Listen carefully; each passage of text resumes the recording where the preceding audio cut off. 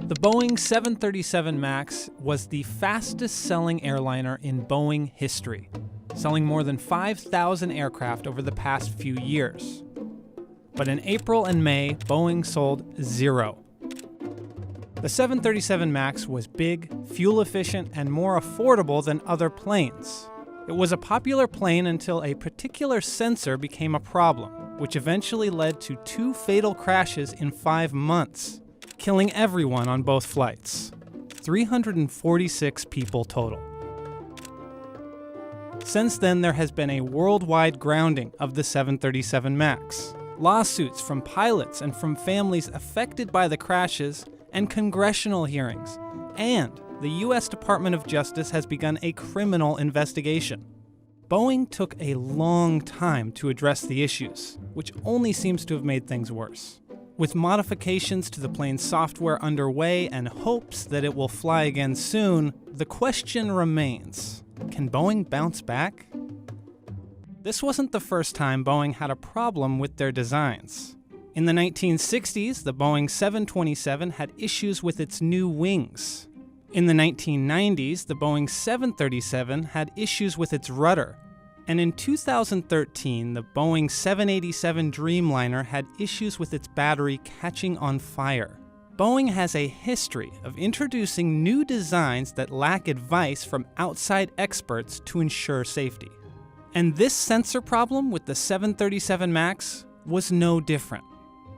How the Boeing 737 MAXes crashed, not one but 2 occasions, is the result of complicated decisions that were made early on in the process when they were trying to decide what they were going to do with their next narrow-body aircraft in a competitive market with Airbus. And they decided rather than build a new plane, they would go back and tinker with an old plane. Boeing took the 737 model from the 1960s and added larger engines to create the 737 MAX. This new design caused the nose of the plane to point up. Boeing added the Maneuvering Characteristics Augmentation System, also known as MCAS, to essentially keep the nose from pointing up.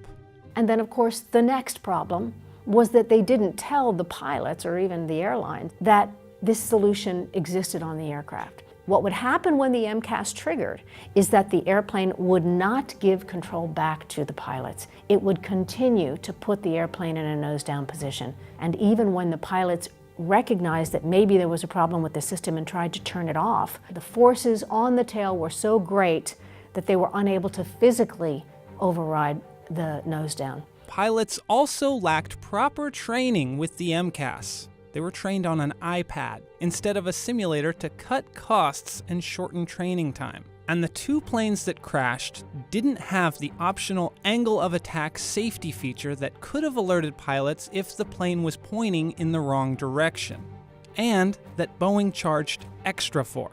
So this increased public mistrust of Boeing is probably a result of both the 2 fatal crashes, but also how Boeing responded to them. The public is definitely skeptical of Boeing after these 2 crashes. A recent poll found that 41% of Americans wouldn't fly on the 737 MAX until it had back in service for 6 months and there were no incidents. It took Boeing almost a month to issue an apology to say I'm sorry for the first time. And in the meantime, the US was slow to ground the planes compared to other countries, which maybe made people feel like the US and its safety regulators couldn't be fully trusted.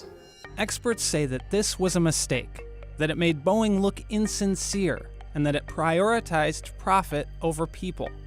Had they opened up, had the CEO or another senior executive spoken to this more general sense of concern, indicating that the company's doing everything it can as soon as it can to find out more and will report back, that could have at least lessened the sense that the company was being evasive. Boeing's slow response has cost them.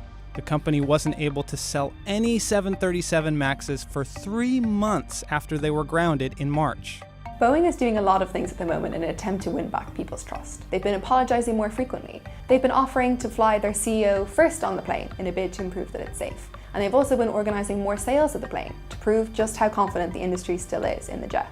During the 2019 Paris Air Show, Boeing announced its first buyer since the 737 MAX grounding. International Airlines Group, the parent company of British Airways and other airlines, placed an order for 200 737 MAX planes. While the deal would normally carry a list price of $24 billion, it was likely discounted because of Boeing's current woes. Though the planes won't start to be delivered until 2023, the sale gives the company a much-needed vote of confidence. You can't manage a crisis, but you can definitely manage how you communicate about it. They need to be able to get affirmation from individuals and groups who are credible and who were perhaps skeptical and who could indicate that the company is righting its wrongs. And that would go, I think, a long way towards ultimately regaining a degree of trust. But again, it's a slow process. Boeing may have gained support from certain airlines, but the company also needs to show pilots, flight attendants, regulators, and the general public that it cares through words and actions, that its planes are safe to fly and that the company can be trusted. Boeing knows that the 737 MAX cannot survive another event with this MCAS system. So nobody wants the fix to work more than Boeing. We can rest assured that its desire is there. Is it capable of understanding all the potential faults, all the potential pathways, and all of the required remedies, and instituting them is the next question. One thing Boeing should definitely do: show it is listening to experts and voices from outside the company. I think Boeing needs to be open to the media. I think Boeing needs to stop shutting out reporters and stop closing down and obfuscating when legitimate questions are raised, because I don't think it does them any good. The crisis has already been pretty expensive for the company, and it's likely to cost them even more. In the first quarter of the year, it lost $1 billion. And airlines around the world now want compensation from Boeing, even those who say that they still completely trust Boeing and the plane. It's also facing lawsuits from families around the world, some for hundreds of millions of dollars. So chances are this whole thing is going to cost Boeing billions. There's no telling when the 737 MAX will be cleared to fly again. Recent reports indicate that the software fix may not even work, and that the plane might require a hardware fix, which would be even more expensive and take even more time. But experts do believe that Boeing has a chance to recover from this. The company has to be much more open about what it is doing, while also making sure that there are no more issues with its planes. I think it's probably 60-40 that Boeing commercial aircraft will recover from this, but I definitely think that they've been shaken up enough to know they have to change their ways. We reached out to Boeing for comment. Here's what they said.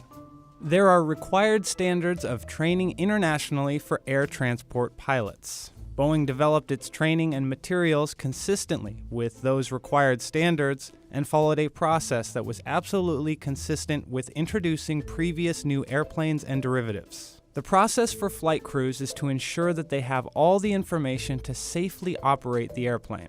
We know we fell short in some areas, including in communication with pilots, regulators, and customers. We're going to make improvements, and we own that. We also have to re-earn the trust of the flying public.